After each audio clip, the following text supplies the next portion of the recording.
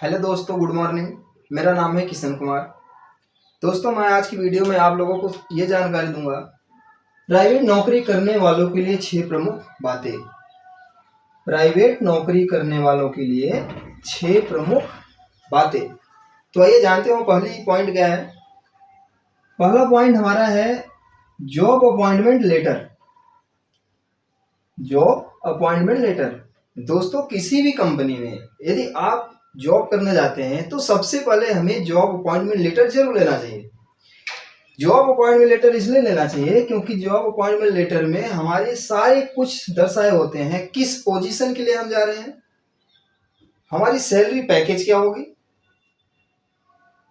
हमें काम कितने टाइम करने हैं, 8 घंटे करने हैं कि 12 घंटे करने हैं, वो सारी चीजें हमें जॉब अपॉइंटमेंट लेटर में दिया जाता है। तो इसलिए job appointment letter private sector में लेना बहुत जरूरी है। वैसे ही हमें गवर्नमेंट सेक्टर के लिए भी job appointment letter this is a very important. तो आइए दूसरा पॉइंट जानते हैं, ओरिजिनल सर्टिफिकेट जमा करना। ओरिजिनल सर्टिफिकेट जमा करना। दोस्तों, बहुत सी ऐसी कंपनियां हैं जहां हम ज्वाइनिंग के लिए जाते हैं, जॉब करने के लिए जाते हैं, तो बहुत सी कंपनियां हमसे ओरिजिनल सर्टिफिकेट जमा कराती हैं, बट उसका टाइम ड्यूरेशन होता है, जैसे 1 मंथ, 2 मंथ, 3 मंथ के लिए कंपनियां आपकी ओरिजिनल सर्टिफिकेट रखने के लिए बोलती हैं। तो हमें ऐसा कभी नहीं करना चाहिए। हमें अपनी ओरिजिनल डॉक्यूमेंट या ओरिजिनल सर्टिफिकेट नहीं देना चाहिए। आइए तीसरी बातें जानते हैं, काम का पेपर न रखना। तीसरा बात हमारा ये है, काम का पेपर न रखना। दोस्तों, जैसे हम पहले पढ़ते आए हैं, स्टडी करते आए हैं, अपनी काम की चीजें एक फाइल में रखते चले आते हैं, उसी तरह हमें भी जॉब में भी काम का पेपर रखना चाहिए। काम के पेपर जैसे हमारे हो जाते हैं, पहला जॉब अपॉइंटमेंट लेटर, दूसरा हमारे हर मंथ की सैलरी स्लिप। तो इस प्रकार के पेपर हमें जरूर रखने चाहिए। तो आइए जानते हैं चौथी बात है क्या है, बैंक खाता में सैलरी न लेना।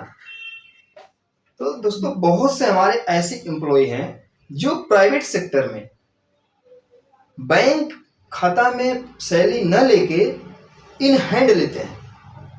वो इस केस में होता है, जैसे जो फैक्ट्री में काम कर रहे हैं, या फिर बहुत सी ऐसी कंपनियां भी हैं जो हमें बैंक अकाउंट में सैलरी न देके हमें इन हैंड कैश के रूप में सैलरी देता है। तो ये गलत है। हमें कभी भी इन हैंड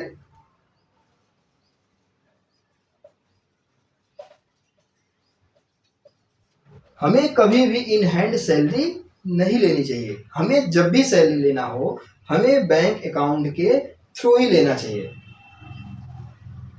पांचवा ये है, छुट्टी लेने का प्रूफ न रखना। दोस्तों, ये हमारा बहुत ही इंपॉर्टेंट पॉइंट है।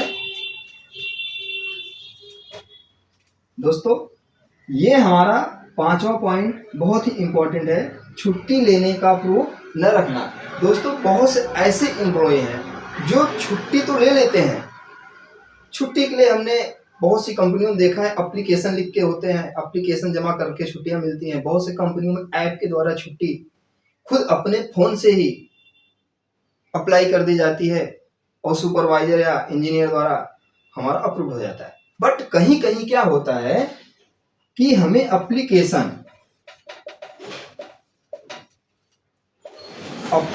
लिख के छुट्टियां ली जाती हैं। तो उस केसेस में हमें ये एप्लीकेशन की एक जीरोक्स कॉपी जरूर रखनी चाहिए।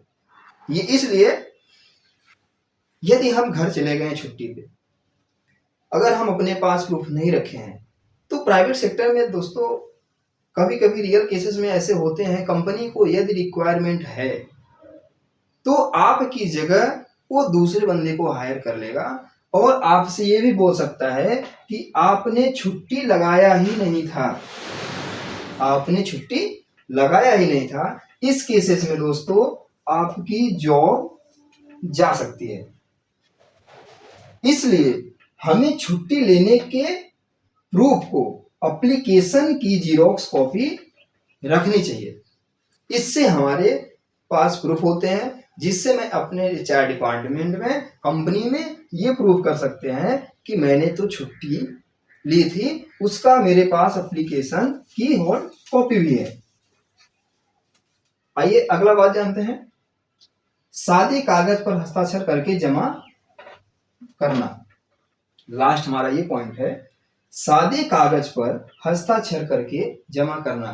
दोस्तों, प्राइवेट सेक्टर में या कहीं भी किसी भी केस में, कोई भी केस हो, प्राइवेट सेक्टर केस, गवर्नमेंटेड केस, या फिर फैमिली बैकग्राउंड के लिए कोई भी केस हो, हमें कभी भी सादे कागज पर साइन नहीं करने चाहिए। कभी भी सपोज दैट, कभी भी रियल केसेस, कोई भी केस आ जाए, कैसी भी सिचुएशन हो, आपको कभी भी सादे कागज पर साइन नहीं करना चाहिए। तो दोस्तों, इसी के साथ साथ मैं आप लोगों को आगामी रक्षाबंधन के लिए बहुत सारी शुभकामनाएं देते हैं। धन्यवाद।